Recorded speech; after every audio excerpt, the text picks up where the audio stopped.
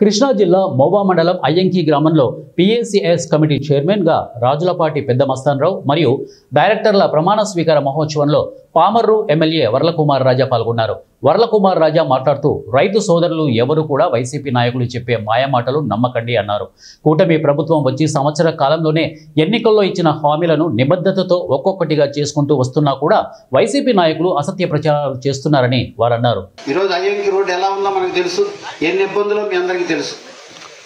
ప్రతిరోజు మాట్లాడుతున్నాం మంత్రి గారితో, ముఖ్యమంత్రి గారికి అర్జీ ఇచ్చి నిధులు కావాలి, ఇటు పక్క పథకాలకి డబ్బులు కావాలి, రోడ్లు వేయడానికి నిధులు కావాలి, మళ్ళీ ఉద్యోగ అవకాశాలు కల్పించాలి, పెట్టుబడులు తీసుకురావాలి.